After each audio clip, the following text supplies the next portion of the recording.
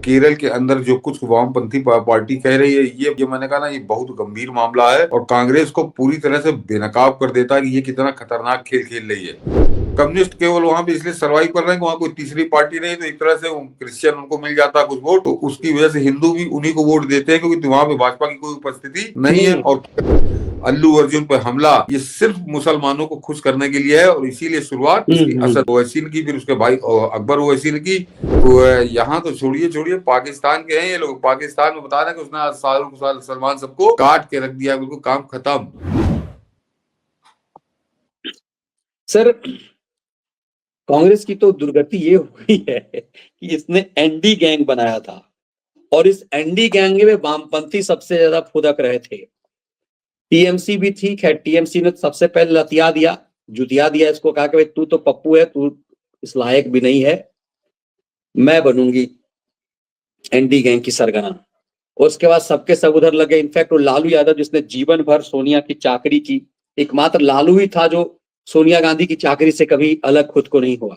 लेकिन अब तो वामपंथ केरल में, मतलब वामपंथी कह रहे हैं कांग्रेसी को कि ये सांप्रदायिक है, ये मुस्लिम कट्टरता करती है कांग्रेस पार्टी, ये प्रियंका वाड्रा और राहुल गांधी का चुनाव कैंसिल हो जाए क्योंकि ये लोग सांप्रदायिक हैं, मुस्लिम कट्टरता कर रहे हैं। ये वामपंथी पार्टी कर रहे हैं जिसने इस देश के वामपंथ को एकदम समझिए मुस्लिम परस्ती बना दिया। वो वामपंथी कह रहे हैं कि वो अब राष्ट्रवादी हो गए, वो संघवादी हो गए। ये कांग्रेस को कह रहे हैं कि ये जिन्नावादी है। मनीष जी, ये बहुत गंभीर मामला है। ये इनके जूते में दाल बट रही है। तो जिस दिन से इंडी गैंग बना उस दिन से जूते में दाल बट रही है। हम ही लोगों ने ये एक तरह से ये वाक्य दिया था, मुहावरा दिया था, वो बट रही है, लगातार बट रही है। लेकिन केरल के अंदर जो कुछ वामपंथी पार्टी कह रही है, ये मैंने कहा ना, ये बहुत गंभीर मामला है और कांग्रेस को पूरी तरह से बेनकाब कर देता है कि ये कितना खतरनाक खेल खेल रही है। जरा गौर करिए कि आपने अभी ममता बनर्जी की बात की मनीष जी। ममता बनर्जी के यहाँ भी आज 28-30% वहां पे मुसलमान है और लगभग लगभग इतना ही है, इससे कुछ ज्यादा मुसलमान केरल में है। इसको समझिए आप। ममता बनर्जी कभी खुलकर कांग्रेस पर इस तरह का आरोप नहीं लगाती मुस्लिम तुष्टीकरण का, कि वो जानती है कि यहाँ पे 30-35% मुसलमान है, मुझे मिलता है तो ये इनकी तरफ न जाए। लेकिन वहां पर जो 30% मुसलमान है, इसका मतलब वो कम्युनिस्टों को वोट नहीं दे रहा। पूरा एक तरफा वोट वो कांग्रेस की तरफ जा रहा है और उससे तिलमिलाकर कम्युनिस्टों ने बोला। तो आप जरा कल्पना करिए कि क्यों जा रहा है, आखिर क्या वजह है कि वो बिल्कुल दीवाना हो गया, बिल्कुल कांग्रेस की तरफ जा रहा है और कम्युनिस्टों की तरफ वो थूक भी नहीं रहा। तो निश्चित तौर पर ये कोई बड़ी साजिश है, कोई बड़ा मैसेज है, कहीं और से आता है ये आदेश कि तुमको कहाँ किसको समर्थन करना है। और उसकी वजह से पूरा वो एक तरह से कम्युनिस्टों की हालत केरल के अंदर भाजपा की तरह कर दी है मनीष जी। ये समझिए कि मतलब जैसे भाजपा जब चुनाव लड़ती है तो जहां जितना मुस्लिम वोट है उसको आप माइनस कर दीजिए तो 80% पे वोट लड़ती है, 75% पे वोट लड़ती है। बाकी ये तो मान लिया जाता है कि 25% में से एक दो वोट इसको मिले नहीं था, वो भी नहीं मिलेगा। विधानसभा लोकसभा के चुनाव में बहुत साफ हो चुका, कई कई पोलिंग स्टेशन की रिपोर्ट आई। तो वही स्थिति केरल में उन कम्युनिस्टों की हो गई है। कम्युनिस्ट केवल वहां पे इसलिए सर्वाइव कर रहे हैं कि वहां कोई तीसरी पार्टी नहीं, तो एक तरह से क्रिश्चियन उनको मिल जाता है कुछ वोट, तो उसकी वजह से हिंदू भी उन्हीं को वोट देते हैं, क्योंकि वहां पे भाजपा की कोई उपस्थिति नहीं है। और वामपंथियों को छटपटाहट केवल यह है कि अब नरेंद्र मोदी का कमाल वहां भी असर दिखाने लगा है। अभी एक दो सीटें जीते हैं और वो पढ़े लिखे लोगों की पार्टी है। देखिए, कम्युनिस्टों के मैं कतई बिल्कुल सहमत नहीं हूं, लेकिन वो लालू यादव की तरह की पार्टी वो नहीं है। तो वो अपना भविष्य देख रहे हैं कि हम पूरी हिंदुस्तान से तो हमको साफ कर दिया और संभवतः आने वाले 5-10 साल में हम केरल से भी साफ हो जाएंगे, क्योंकि वहां का जो हिंदू वोटर है वो उसके पास कोई विकल्प नहीं है, इसलिए वो उसको कम्युनिस्ट पार्टी को वोट देता है। इससे तिलमिलाकर उन्होंने बिल्कुल कांग्रेस के ऊपर बहुत तीखा हमला किया है और किया बिल्कुल एकदम सही हमला किया है। उन्होंने कोई कहने में कोई संकोच नहीं बरता है। जरा मनीष जी आप दिखाइए जरा खबर कि उन्होंने कहा क्या, और सीधे उन्होंने राहुल गांधी प्रियंका गांधी का नाम लेकर कहा। और ये इंडी गैंग का सबसे सेकुलर, सर्वाधिक सेकुलर अगर आप कह सकते हैं तो कम्युनिस्ट पार्टी का इनके अगर कांग्रेसियों में दम हो, इन भाई बहनों में दम हो, तो जरा आकर उनके आरोप का जवाब दे, क्योंकि ये कोई भाजपाई या संघी नहीं कह रहा कि प्रियंका राहुल को सांप्रदायिक मुस्लिमों का सपोर्ट इन्हीं की वजह से दोनों वायनाड में जीते। ये बिल्कुल खुलकर कहा है कम्युनिस्ट पार्टी ने। मैंने कहा ना, इसको कोई भाजपा का आरोप ये नहीं है। और और ये ये भी पोलिट खबर ब्यूरो का मेंबर है सर, है। ये हाँ पोलिट नहीं नहीं, ब्यूरो का मेंबर है। हाँ ये विजय राघव तो ये पोलिट ब्यूरो का मेंबर है। जैसे कांग्रेस की वर्किंग कमेटी होती है, कम्युनिस्ट पार्टी में पोलिट ब्यूरो होता है, उसका ये मेंबर। और नीचे मनीष जी अभी बताते हैं दर्शकों को कि जो चीफ मिनिस्टर है उसने भी कहा कि पोलिट ब्यूरो के सदस्य विजय राघवन ने कहा कि राहुल और प्रियंका गांधी की वायनाड जीत के पीछे सांप्रदायिक मुस्लिम गठबंधन था। उन्होंने सवाल उठाया कि क्या सांप्रदायिक मुस्लिम गठबंधन के मजबूत समर्थन के बिना राहुल गांधी जीत सकते थे। उन्होंने कहा कि वायनाड से 2 व्यक्ति राहुल और प्रियंका गए हैं, किसके समर्थन से? वे सांप्रदायिक मुस्लिम गठबंधन के मजबूत समर्थन से जीते। उनके समर्थन के बिना क्या राहुल गांधी का दिल्ली पहुंचना संभव था? आज वह विपक्ष के नेता हैं। विजय राघवन ने कहा कि प्रियंका गांधी की रैलियों में आगे और पीछे कौन लोग थे? ये अल्पसंख्यकों में शामिल सबसे खराब और चरमपंथी लोग थे। मनीष जी ये जरा गजब। ये कांग्रेस का चरित्र समझिए कि अल्पसंख्यकों में शामिल सबसे खराब और चरमपंथी लोग थे जो कांग्रेस लीडरशिप के साथ थे। विजय राघवन वायनाड की बातरी पहुंचे थे। तो और मोदी जी नीचे हो तो जरा जो मैंने, हाँ ये कलर वाला देख लीजिए कि केरल के सीएम पिनराई विजयन ने प्रियंका गांधी पर निशाना साधा। उन्होंने दावा किया था कि प्रियंका गांधी जमाते इस्लामी जैसे संगठन के समर्थन से वायनाड में चुनाव लड़ रही है। वामपंथी गठबंधन ने भी कांग्रेस और जमाते इस्लामी के बीच संबंधों पर सवाल उठाए थे। कांग्रेस ने विजयन के बयान को आधारहीन और पॉलिटिकली मोटिवेटेड बताया था। ये पहले की जब उन्होंने कहा था तो वहां का मुख्यमंत्री कह रहा, पोलिट ब्यूरो का मेंबर कह रहा, और उस साथ केवल मुस्लिम सांप्रदायिक मुस्लिम वोट नहीं बता रहा कि उनमें जो सबसे खराब और कट्टर चरमपंथी लोग हैं वो एक तरह से प्रियंका गांधी और राहुल गांधी को वायनाड में चुनाव लड़ा रहे थे। तो ये किस हद तक गुजर जाते हैं, मुस्लिम परस्ती में कैसे कैसे लोगों को अपने साथ ले लेते हैं कि इनको वोट मिल जाए, चाहे कोई कोई आतंकवादी आकर इनका समर्थन कर दे तो भी इनको इससे परहेज नहीं है। और मैं पहले बता चुका हूं कि किस तरह से वो अब्दुल नसीर मदनी इनके लिए पहले वोट मांगा करता था, जो घोषित आतंकवादी था। तो ये इनकी असलियत है इनकी। और इसकी पुष्टि मनीष जी आज अल्लू अर्जुन के घर पर जो हमला हुआ, दर्शक पहले जरा समझे उसको, कि उसमें जो हमला करने वाले 6-7 गुंडे थे उनमें 2 की बाकायदे पहचान हो गई कि तेलंगाना के मुख्यमंत्री के बड़े करीबी और वो कांग्रेसी गुंडे हैं। तो कांग्रेसी गुंडों ने अल्लू अर्जुन के आगे, ये देखिए जरा कि कांग्रेसी गुंडे अल्लू अर्जुन के आगे चले गए। मनीष जी आप जरा कि इनके इनके बाप का क्या ले लिया था। वो जिस जिस जिस व्यक्ति की पत्नी मरी उसने एक तरह से माफ कर दिया कि नहीं वो तो लड़के पत्नी गलती थी, भीड़ में घुस गई, उसकी देहांत हो गया, कोई आदमी उस पर आपत्ति नहीं कर रहा। लेकिन ये कांग्रेसी गुंडों ने किस तरह से घुसकर अल्लू अर्जुन के घर पर गोम्मा चलाया है, पत्थर चलाया है, बड़ी भारी तोड़फोड़ की है मनीष जी। क्योंकि इन्होंने ये असल में मुसलमानों को खुश करने के लिए, क्योंकि जरा ये 5 दिसंबर की घटना है जब उसकी महिला की मौत हुई थी, 5 या 4 दिसंबर की। तो 4 दिसंबर के बाद इनको 23 दिसंबर को गुस्सा आया कांग्रेसियों को।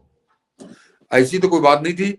और वो भी कब आया जब ओवैसी ने गाली बकना शुरू किया अल्लू अर्जुन को कि उसको मुसलमानों को खुश, और ये मुसलमानों को खुश क्यों करना चाहते हैं ये अभी आपको 25 सेकंड में मैं समझा दूंगा। लेकिन पहले समझ लीजिए कि ये सारी नौटंकी, अल्लू अर्जुन पर हमला, ये सिर्फ मुसलमानों को खुश करने के लिए है। और इसीलिए शुरुआत इसकी असद ओवैसी ने की, फिर उसके भाई अकबर ओवैसी ने की।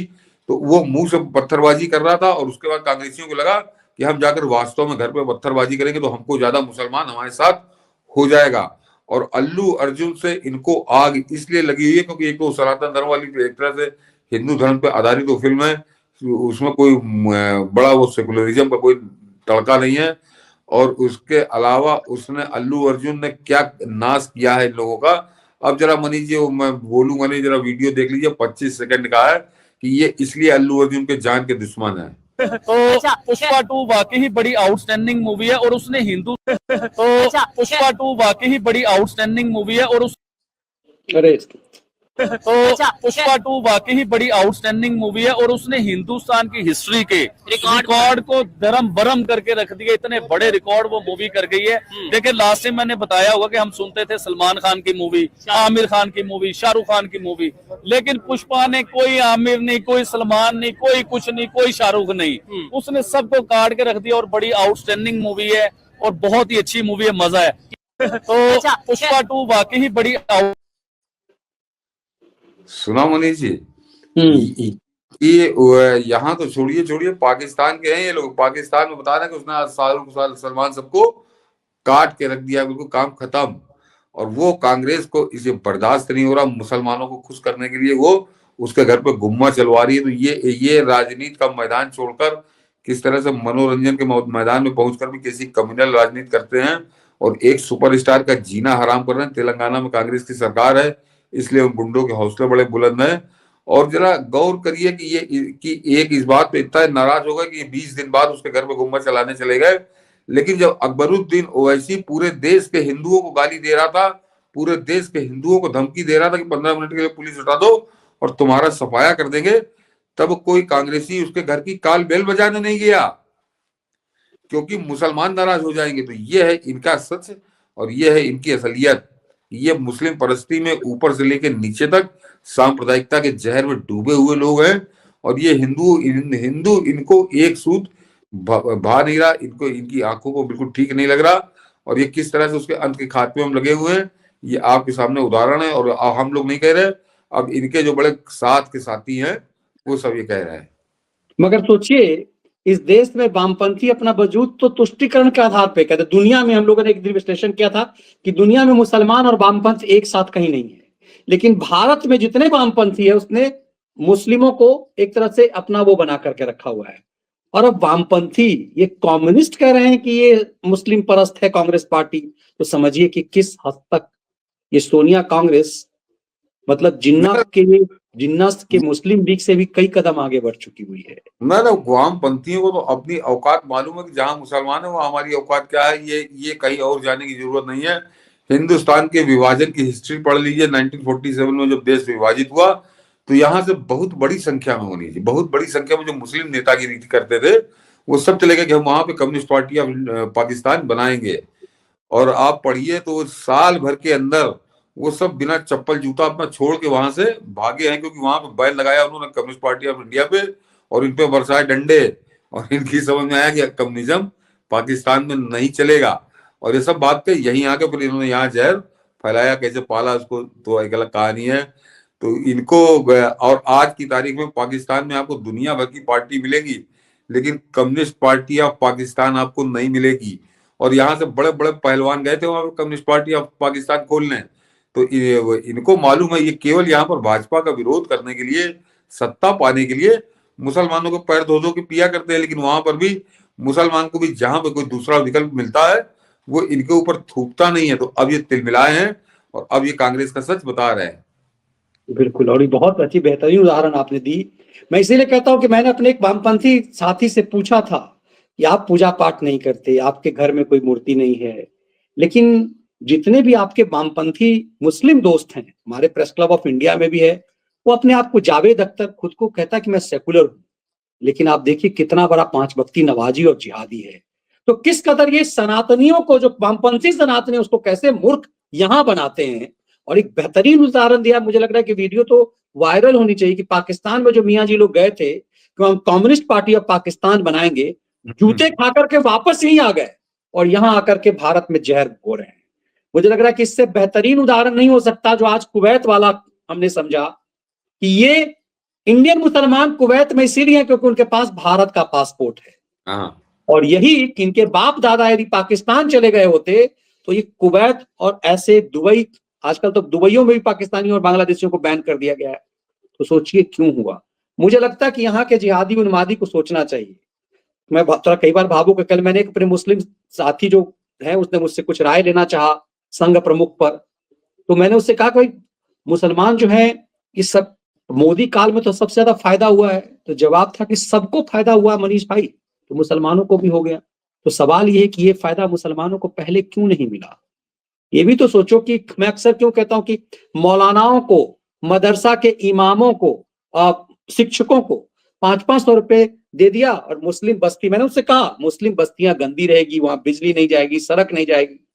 तो इसीलिए नरसिम्हा राव ने ठीक ही कहा था कि जो गटर में रहने वाले हैं उन्हें गटर में ही रहने दो। कांग्रेस उसी खेल को खेल रही है। अब वामपंथी उसे समझा रहे हैं, उसी के साथ ही कांग्रेस का पाप जो है वो उजागर कर रहे हैं।